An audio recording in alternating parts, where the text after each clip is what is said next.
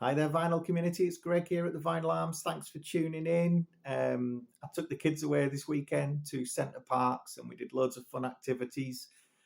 One of which, with my daughter, was a treetop adventure, which accumulated in a zip wire across a lake. So I sort of said to myself at the top of that zip wire, I says, if I survive this, I must do another video. So here we are, doing another video. So we're going to kick off with a slice of alternative rock, America style. And I think in the 90s, there was nobody better than the Americans sort of churning this stuff out, and they did it with such quality. Now, we're going to talk about a band that preceded this. Now, you've probably heard of Built to Spill, and this album is just brilliant, by the way. You know, it really is.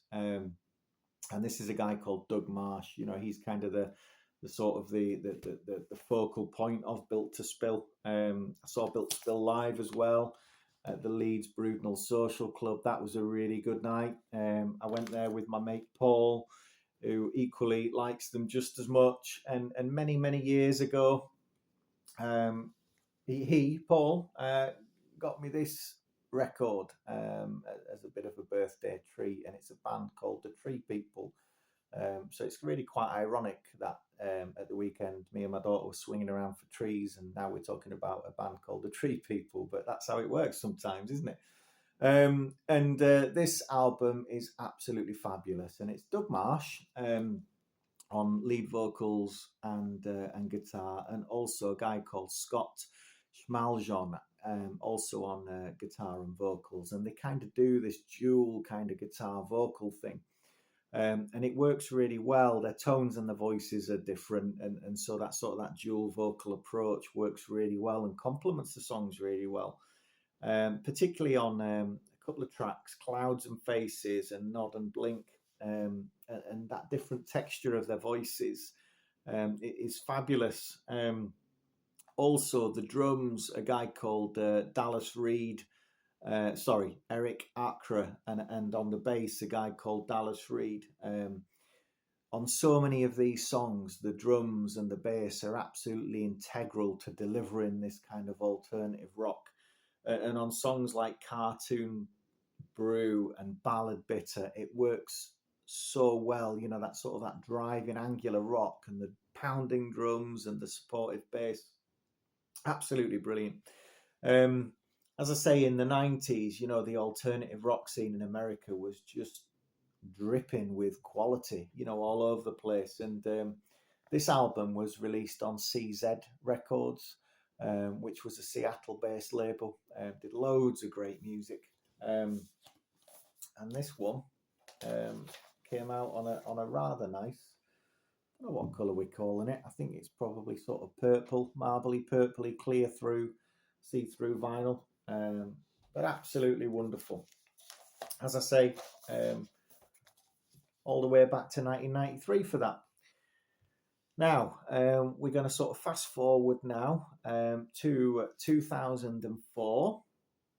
And this is an album released on an American label called the Now Sound.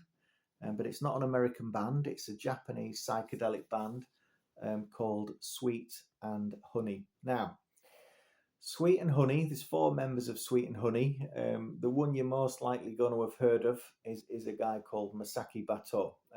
He was sort of the figurehead of quite a popular Japanese psychedelic band called Ghost, who are really, really worth checking out. In fact, this CD I've got here is a release by Damon and Naomi and Ghost. So that kind of gives you a little bit of a clue, really, in terms of the style of the music, particularly on this CD. Obviously, Damon and Naomi were 2 of the 3 integral members of Galaxy 500, and obviously Ghost are supporting them here on this release on Drag City Records, which is absolutely wonderful. But we're not talking about that today. We're talking about this. Now, on side A, there's a track called Bad Stone, and it's a 17-minute masterclass on Japanese psychedelia.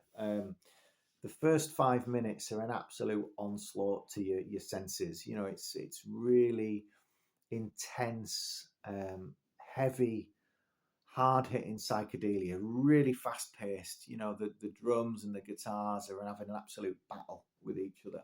And then after that 5 minute point, it absolutely drops. You know, it sort of drops into this kind of like spacey jam, which just continues for the continuation of the song. And it's just stunning. You know, it really is really cleverly done. And then on the B side, you've got two tracks.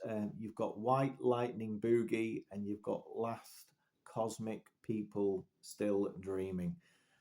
So, I mean, if those two clues there in the title don't tell you about how whacked out psychedelic this is, then maybe these notes here will. We've got special thanks to Magic Mushroom, Boys and Girls, Stoned in a speech bubble there. Oh, psychedelic, this guy over here says. So, you know, you can really see sort of the angle that these guys are coming from. But really, that first track, White Lightning Boogie, is fabulous. You know, it's a really heavy psychedelic tune with this sort of continuing sort of guitar loop that just kind of repeats itself throughout that 7 minutes, and it's really well done. You know, kind of reminiscent actually of sort of early Hawkwind type stuff. You know, they were obviously listening to a lot of Hawkwind records when they were kids. And then the second track, The Last Cosmic People Still Dreaming, is a bit more atmospheric in its approach, you know, a bit more experimental. You've got lapping waves, kind of sort of hitting this kind of atmospheric looped guitar and drenched in adequate amounts of feedback and sort of hidden vocals in the background. But it's a lovely album.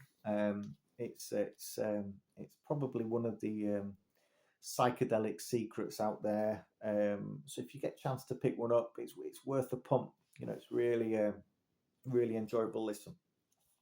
And then we're going to finish off with something totally different. We're going to step away from alternative rock and psychedelia, and we're going to move over to the Orb. I love Orb. I love early Orb, middle Orb, late Orb. It's all absolutely brilliant to me. But this album is called Chill Out World. It was released on Compact in 2016, and you've got Alex Patterson and Thomas Fellman, who were kind of the main two Orb stays at that point.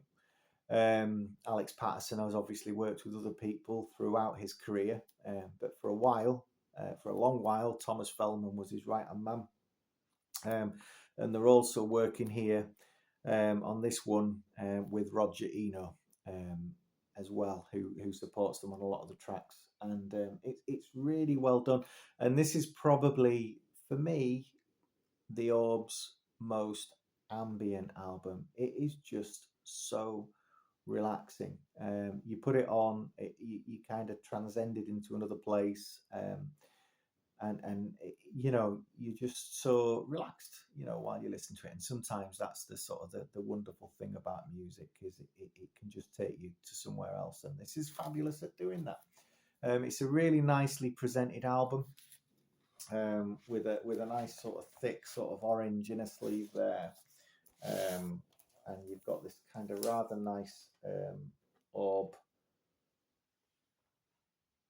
cow, which obviously stands for Chill Out World, artwork on the label. That's the A side, and that's the B side.